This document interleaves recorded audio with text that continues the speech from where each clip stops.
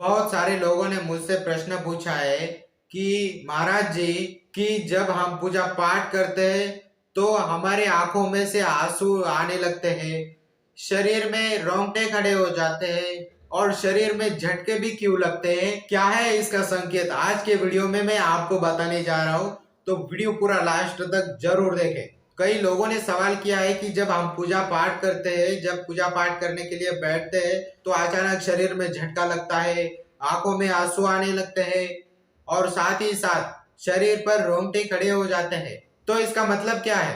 क्या भगवान की कृपा है आपके ऊपर? अब कई लोग कहते हैं कि नकारात्मक शक्ति की वजह से ये ऐसा हो रहा है। क्या यह सच है? अगर आप पहली बार वीडियो में आए हैं तो वीडियो को लाइक करें, चैनल को सब्सक्राइब करें और उसके पास वाली घंटी को भी दबाएं ताकि आपको हर रोज नए वीडियोस मिल सके।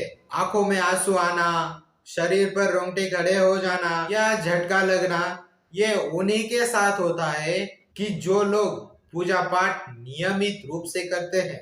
ऐसा नहीं है कि सभी के साथ ये हो सकता है। जो निरंतर पूजा पाठ करते हैं, हर टाइम भगवान में ही लीन रहते हैं, पूजा पाठ करते हैं, तो ये प्रभाव उनके साथ ही होता है। पहली बात तो मैं बताना चाहूंगा, जो लोग ये नकारात्मक धारणाएं बना के रखे कि नकारात्मक शक्ति की वजह से हो रहा है, तो इस बात का मैं बताना चाहूंगा, ये बात गलत है। नकारात्मक शक्ति ऐसा नहीं करती। समझ में आया? नकारात्मक शक्ति का इसमें कोई भी प्रभाव नहीं है, ये सकारात्मक शक्ति का ही कार्य है।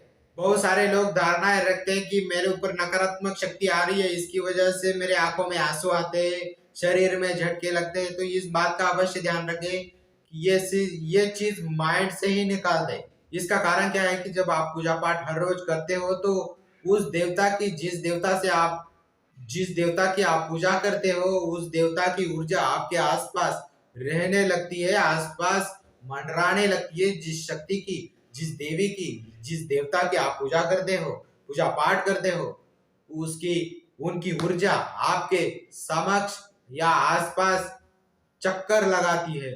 और जैसे जैसे आप साधनाएं मंत्र जाप करते हो तो वैसे वैसे वो शक्ति की ऊर्जा, उस देवता की ऊर्जा, देवी की ऊर्जा, उस भगवान की ऊर्जा आपके शरीर के अंदर प्रविष्ट हो जाती है। मतलब वो समाहित होने लगती है आपके शरीर के अंदर। जैसे कि आपने देखा होगा कई बार कि जब आप पानी जमीन में गिराते हो तो जमीन क्या करती है, वो खींच लेती है पानी को। उसी प्रकार से आपका जो शरीर है उस ऊर्जा को धीरे धीरे सोखता है, खींचता है उस ऊर्जा को आपका शरीर। और जब आपका जो मूलाधार चक्र है, उस चक्र में जब टकराव होता है, जब उस देवता की ऊर्जा के और आपकी ऊर्जा के जब टकराव होता है, तो उस समय आपको एक झटका सा लगता है। तो इस बात का अवश्य ध्यान रखें। जब भगवान की ऊर्जा और आपकी ऊर्जा जब मूलाधार चक्र में जब टकराव हो जाता है तो ही झटका लगता है। इस बात का अवश्य ध्यान रखें। यह सब सकारात्मक कारण है, इसका कोई नकारात्मक प्रभाव नहीं है। इस बात का अवश्य ध्यान रखें। अब दूसरी बात यह है कि आप अगर नकारात्मक के माहौल में जा रहे हो, किसी नकारात्मक ऊर्जा के पास जा रहे हो, जिस स्थान पर आप जा रहे हो उस स्थान पर नकारात्मक शक्तियां होती है, तब भी आपके शरीर में झटका सा लगता है। क्योंकि आपके शरीर को जब झटका लगता है तब नकारात्मक शक्तियों का वास वहां पर होता है, तो इसलिए झटका लगता है। जब आपकी सकारात्मक ऊर्जा जाती है, नकारात्मक ऊर्जा का टकराव होता है, तो झटका इसी प्रकार से भी लगता है।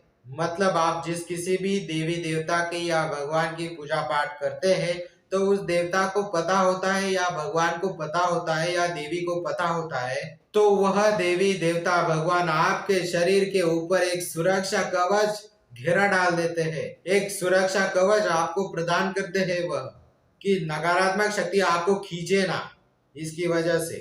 तो इसी कारण से आपके शरीर में झटके से महसूस होते हैं।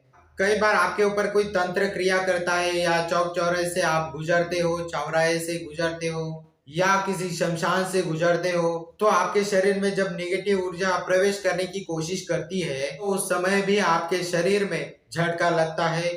क्योंकि जो आपके इष्ट देव है उनकी शक्ति आपके पहले से ही विराजमान है। आपकी ऊर्जा आपके अंदर, आपके शरीर के अंदर ऊर्जा पहले से ही विराजमान है। तो जब निगेटिव शक्ति आती है और पॉजिटिव शक्ति आती है, इसकी वजह से वो टकराव होने के कारण आपको झटका लगता है। तो झटका लगने का ये कारण होता है। जब आप पूजा पाठ करते समय भी जो शक्ति आपके अंदर जो समाहित ऊर्जा समाहित हो रही है, जैसे ही मूलाधार चक्र तक जाती है, तब जैसे ही आपकी ऊर्जा और इष्ट देव की ऊर्जा इन दोनों का टकराव होता है तो आपको हल्का झटका महसूस होता है। अब दूसरी बात यह है कि आंखों में आंसू क्यों आते हैं। अब आंखों में आंसू क्यों आते हैं कि जब आपके देवता के, आपके देवी के, आपके भगवान के प्रति आपकी संपूर्ण निष्ठा भाव प्रेम से अगर आप मंत्र जाप करते हो तो ही आपके आंखों में आंसू आते हैं। इस बात का अवश्य ध्यान रखें। प्रेम से अगर आप पूजा पाठ करते हो आपके इष्ट देव या देवी देवताओं के या भगवान के आप अगर जाप करते हो तो इस बात का अवश्य ध्यान रखें। तो इसका कारण यही है कि आप प्रेम से आप पूजा पाठ कर रहे हो। जब आप उस भगवान से, उस देवी देवताओं से जब आप रिश्ता बना लेते हैं, उस देवी देवताओं से भाई बहन माता पिता इनका अगर रिश्ता बना लेते हैं प्रेम से, तो इसका एक ही लक्षण है कि आपके आंखों में आंसू आने लगते हैं। पूरा समर्पण आप उनके प्रति कर देते हो और उनकी जो तस्वीर है वह आपके अंतर मन में स्थापित हो जाती है। जब भी आपके मन के अंदर वो प्रतिमा स्थापित होती है तो आपकी भावना भी उतनी जागती है। तो इसकी वजह से आपकी आंखों में आंसू आने लगते हैं। जब भी आप मंत्रों का जाप करते हो, जब भी आप उनका नाम स्मरण करते हो, जब भी आप उनकी महिमा सुनते हो, उनकी लीलाएं सुनते हो, तो आपके आंखों में आंसू आने लगते हैं। आपका शरीर एक रोंगटे खड़े हो जाते हैं। इस बात का अवश्य ध्यान रखें। यह सब सिर्फ रिश्ता बनाने के कारण ही होता है ये सब। और साथ ही में जब आप किसी सकारात्मक स्थान पे जाते हैं, मंदिर के स्थान पे जाते हैं, जैसे कि आप किसी चौकी पर जा रहे हैं, पहले से ही मंत्र जाप लोगों ने किया हो, ब्राह्मणों ने किया हो, तो मंत्र की जब मंत्र की ऊर्जा जो वहां उस स्थान पे विद्यमान हो, क्या आपने घर जहां पर मंदिर आपका विद्यमान है उस मंदिर के पास जाने के बाद, पूजा पाठ करने के बाद भगवान के सामने जब हाथ जोड़ते हो आप, तो आंखों में आंसू आने लगते हैं। प्रभु लीला है भगवान की। तो उस समय भी आपके रोंगटे खड़े हो जाते हैं, आंखों में आंसू आने लगते हैं। रोंगटे उस समय भी खड़े हो जाते हैं जबकि आपके इष्ट देव का नाम स्मरण कोई करता है या आप उस नाम स्मरण को आप सुनते हो तो आपके रोंगटे खड़े हो जाते हो और आप उनकी तरफ आकर्षित हो जाते हो। जैसे कि आप उनके महिमा का गुणगान सुनते हो, उनकी लीलाएं आप सुनते हो, भजन सुनते हो, तो आपके रोंगटे खड़े हो जाते हैं। उन देवी देवताओं के, उन भगवान के जब तारीफ सुनते हो किसी और से तो आपके अंदर एक रोंगटे खड़े होते हैं पूरे तरीके से। कई बार कोई व्यक्ति झूठ बोलता है तब भी आपके रोंगटे खड़े हो जाते हैं। पर ऐसा होता है कि कोई व्यक्ति आपसे बातें कर रहा है और झूठ बोल रहा है तो आपको पता चल जाता है कहीं ना कहीं कि आपको ये बंदा झूठ बोल रहा है। या फिर आप अगर नकारात्मक किसी जगह पर जाते हैं तो वहां पर आपको संकेत मिलना शुरू हो जाते हैं, रोंगटे खड़े होने शुरू हो जाते हैं कि हाँ यहाँ कोई शक्ति है जो कि वो नकारात्मक शक्ति है। तब भी आपके रोंगटे खड़े हो जाते हैं कि आप इस चीज को गाढ़ बांध लेना, कोई नकारात्मक शक्ति का प्रभाव नहीं है, ये स्वयं प्रभु की लीला है। यह सब सकारात्मक ऊर्जा का प्रभाव है। भगवान के प्रति आपका विश्वास और श्रद्धा, ये समर्पण, यह सभी आपके ऊपर ही निर्भर करता है और यही आपको आगे तक लेके जाते हैं और यह प्रभाव सभी सकारात्मक ही होते हैं। अब आपने कई बार देखा होगा कि जिनके ऊपर सवारी आती है, माताओं की या नकारात्मक शक्ति की या किसी भी देवी देवता की, आपको जब सवारी आती है किसी व्यक्ति के ऊपर तो उन सवारी वाले व्यक्ति को बड़ी बड़ी उबासी आने लगती है, आंखों में आंसू भी आने लगते हैं, रोंगटे उसके खड़े हो जाते हैं। देखिए एक बार अगर किसी व्यक्ति के शरीर पर सवारी आती है देवी देवताओं की तो ध्यान गौर कर लेना, इस बात को आप गौर कर लेना। और फिर किसी देवी देवता की सवारी उनके अंदर प्रविष्ट हो जाती है, मतलब समाहित हो जाती है और सवारी आती है। अब उनके ऊपर सवारी आती है तो ये समझ में आता है, आपने देखा होगा कुछ लोगों को पता है कि जब मेरे पास आते हैं तो जो व्यक्ति है जिसके ऊपर सवारी आती है तो जो व्यक्ति पास में बैठा है उस व्यक्ति के, उस सवारी वाली व्यक्तियों के पास अगर बैठा है तो उसको भी उबासी आती है। तो क्या होता है कि जब उस सवारी वाले व्यक्तियों के ऊपर जाती है, सवारी जाती है, तो उसकी ऊर्जा भी कई भागों में परिवर्तित हो जाती है। और मैंने बैठक में भी बताया था कि कैसे सवारी की ऊर्जा आती है, और बहुत सारे लोगों के आंखों में आंसू भी आ गए और बहुत सारे लोगों के रोंगटे भी खड़े हो गए। मतलब ऊर्जा जो होती है उस चलती रहती है।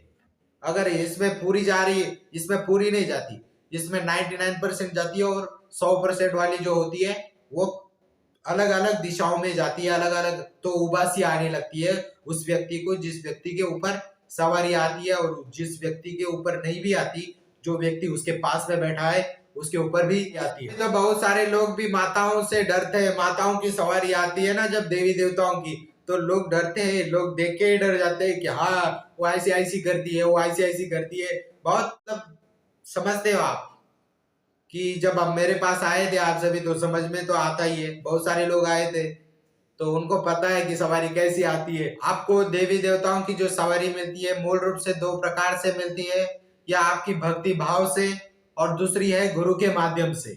आपको दो तरीके से मूल रूप से आपको मिल सकती है। अब कुछ लोग मेरे पास आए थे, जो लोग काम करवाने आते हैं उनको पता ही है कि जब मेरे पास आते हैं तो वो शक्ति बाहर से हिलते डुलते आती है। क्यों आती है? इसका कारण क्या है? इसका कारण है शक्तियां, माताओं का आशीर्वाद। यहाँ जो मेरा धाम चलता है शिव शक्ति धाम, तो यहाँ पर वीडियो निकालने की अभी परमिशन नहीं दूंगा, और नहीं देता भी हूँ, और मैं खुद भी नहीं वीडियो बना रहा हूँ, तो आप समझते हो। तो इसका मतलब यह है कि मेरे पास कोई वीडियो नहीं चलता। कोई वीडियो लेना चाहते हो मेरा अकेला का लेना होगा, और इसके साथ ही किसी पब्लिक का वीडियो नहीं लेना है। इस बात का भी अवश्य ध्यान रखें, चाहे कैसी भी सवारी हो। जब समय आएगा, जब बड़े धाम लगेंगे, तब हम खुद कैमरे का इंतजाम करेंगे, पर अभी किसी को भी कैमरा अलाउ नहीं है। इस बात का अवश्य ध्यान रखें। वीडियो रिकॉर्ड करना किसी को भी अलाउ नहीं है, इस बात का अवश्य ध्यान रखें। और यही थे संकेत, और यही थे लक्षण कि आपके आंखों में आंसू क्यों आते हैं, शरीर के ऊपर क्यों रोंगटे खड़े हो जाते हैं, और शरीर में झटके क्यों लगते हैं। तो यही थी जानकारी। और आपको वीडियो पसंद आया होगा तो वीडियो को लाइक करें, चैनल को सब्सक्राइब करें, और उसके पास वाली घंटी को भी दबाएं, ताकि आपको हर रोज नए वीडियोस मिल सके। चलिए ठीक है, जय माता दी, जय महाकाल, जय गुरुदेव।